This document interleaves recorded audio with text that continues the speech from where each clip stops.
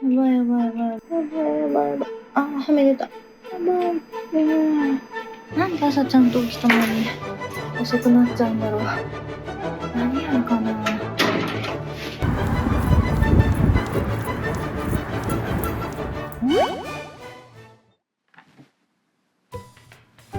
こんばんは、ゆうかです。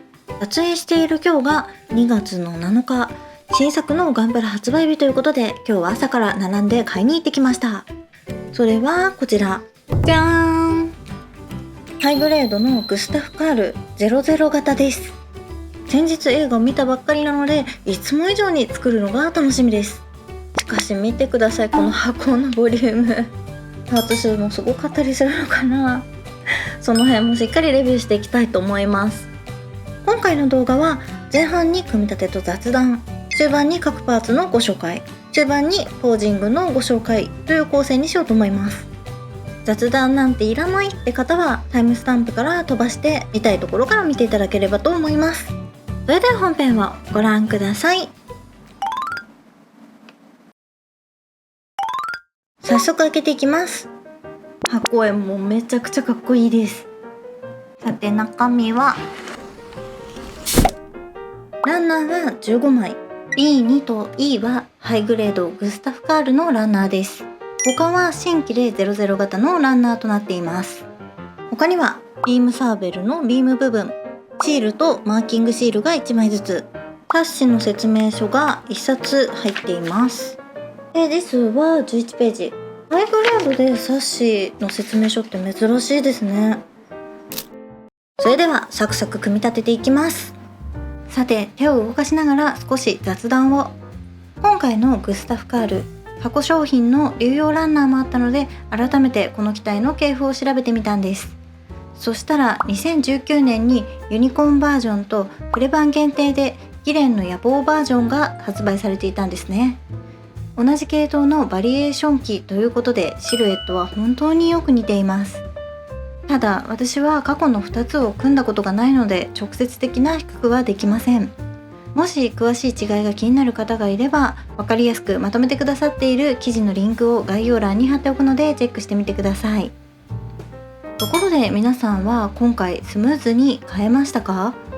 私は当日開店前に並びに行ったのですが、少し出遅れた割には驚くほどすんなり購入できました。最近はハイグレードの物流が安定してきて、転売に振り回されずに純粋に趣味を楽しめる環境に戻りつつあるのは本当に嬉しいことですよね。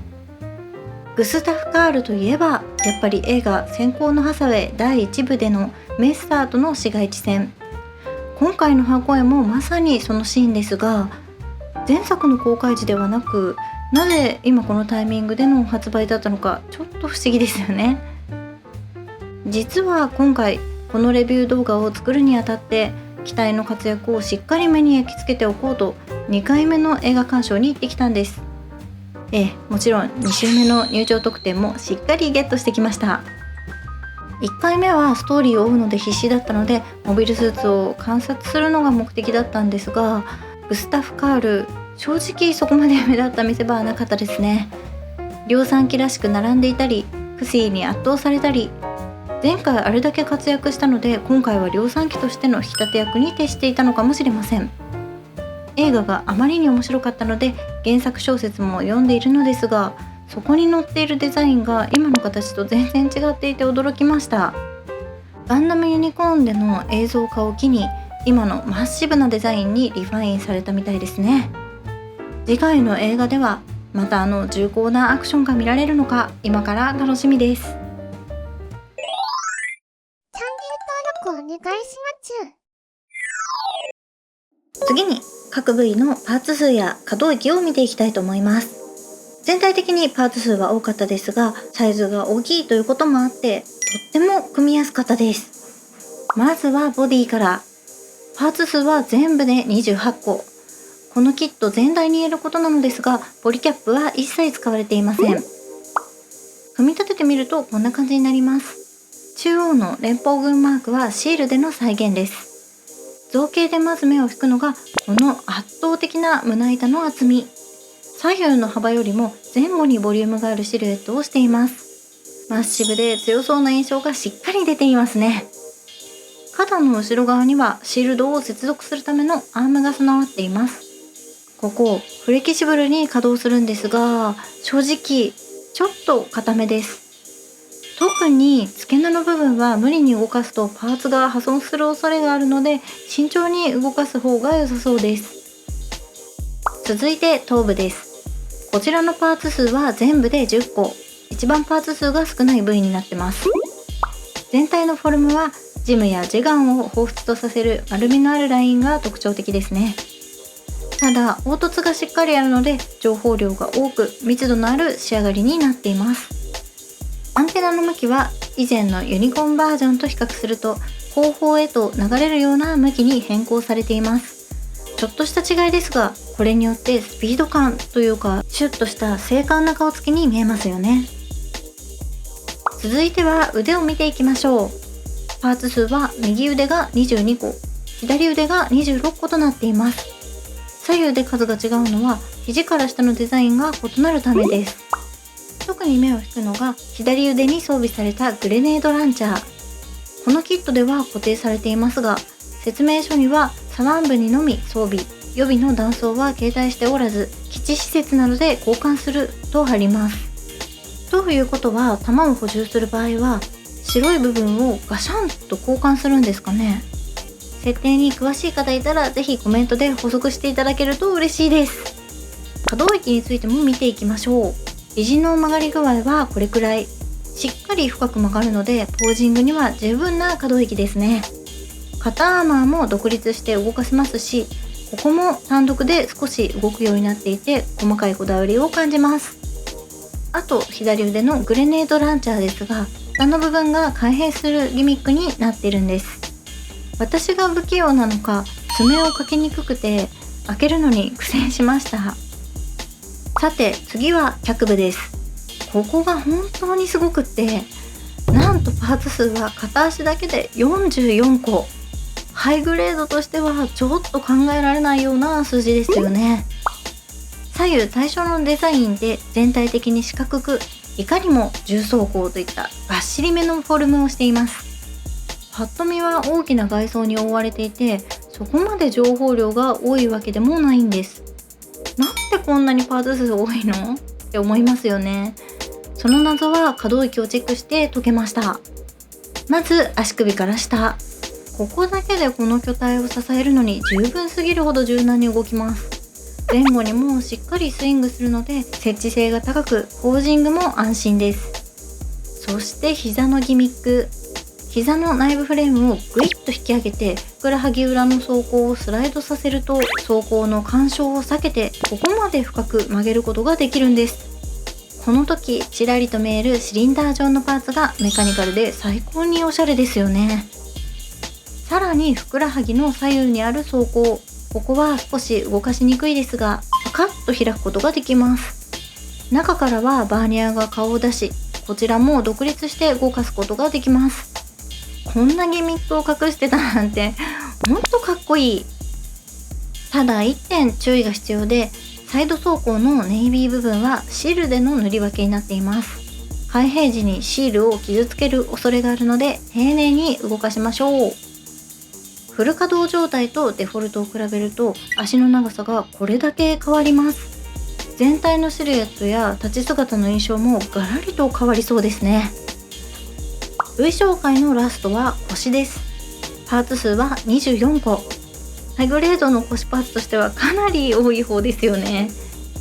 その分パーツ分割による塗り分けがしっかりされていて、パチ組みだけでも文句なしにかっこいいです。可動についてはまずフロントスカート。ここは定番の工作ですが、中心部分を切り離してあげることで左右それぞれ独立して動かせるようになります。中央のブロックは固定です。サイドはもちろんしっかり動くんですが、驚いたのはこのリアスカートです。後ろは固定かなと思いきや想像以上に大きく動いてびっくりしました。足を後ろに大きく引くようなダイナミックなポージングでも全く邪魔をしないでくれそう。サイドスカートの上下を開くと中にビームサーベルを収納できます。パーツをなくさないで済んでありがたい。すべてのパーツができたので合わせてみます。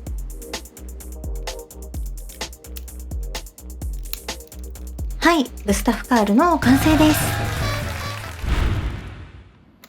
まずはビームライフルを装備したすだちから。足元にボリュームがあるので安定感は抜群です。スタイルも非常に綺麗にまとまっています。成型色はかなり発色が良くビビッドな色合いです。このままでも十分かっこいいですが、艶消しを吹くだけでも一気に質感が化けそうですね。これだけマッシブなのに全体像がやぼったくならずにスタイリッシュに見えるのはこのキットの不思議な魅力ですね。ビームライフルとバズーカを装備してみました。この2つの武器はこのように背中にマウントすることができます。大きい武器もついてるのは嬉しいですよね。アクションベースを使って浮かせてみました。膝下のパーツを展開してバーニアを見せると重装甲機が宙を舞う浮遊感がしっかり演出できます。組み立て自体はサクサク進んで簡単だったのですが、こうして動かしている感覚はまさにマスターグレードを触っているような満足度。このキットの魅力は間違いなくこの足パーツに凝縮されているように思います。ここで可動ギミックによるスタイルの変化を比較してみましょう。画面左が通常、右が足を伸ばして展開した状態です。膝を伸ばすと足長効果でよりスマートなプロポーションに変わります。改造なしでここまで印象を変えて楽しめるのは嬉しい仕様ですよね。ビームサーベルを持たせてみました。青い装甲にピンクのビームが鮮やかに映えますね。ただポーズを取らせてみると少し気になる点も。サイドスカートの可動域がそれほど広くないので足を開く際は干渉しやすく感じました。腰も可動域が狭く、ひねりや前屈の動きはこれが限界のようです。リアスカートの可動を確認したくて思い切ってこんなポーズに挑戦してみました。なんとこの巨体で片足立ちができたんです。足裏の安定感が半端ないですね。スカートは前後の可動域が広いので前後に足を投げ出すポーズはかなり得意な印象です。膝の可動域を生かして片膝立ちも。膝自体は深く曲がるのですが足裏が大きいためか地面につく方の膝が少し浮き気味になります。ここはポージングに少し工夫が必要かもしれません。シールドはアームを使って前方に持ってくることも可能です。ここで1点アドバイス。中央の連邦マークですがシールの角がかなり剥がれやすいです。貼るときにしっかり折れ目をつけてなじませておくのをおすすめします。同じ144分の1のピクセン型ジムと並べてみました。もはやマスターグレードサイズといっても過言ではない大きさですよね。ニッパーと比較してもこの通り、とにかくでかいです。最後にメッサーと並べてみました。この2体が並ぶとまさに圧巻の一言。最高にかっこいいです。どちらも大きいサイズですし、今後はさらにディティールを追加して仕上げていきたいなぁと構想を練っています。ということで今回はハイグレードのグスタフカールを作りました。ボリュームがあって組み応え抜群ですし、パッと見ではわからないギミックがあったりして作っていてとっても楽しいキットでした。皆さんはこのキットどう思いましたか？ぜひコメント欄で感想を教えていただけたら嬉しいです。最後まで見てくれてありがとうございます。この動画が少しでも参考になったよって思ってくださる方はチャンネル登録とグッドボタン、ハイプで応援いただけると大変嬉しいです。それではまた次の動画でお会いしましょう。バイバーイ。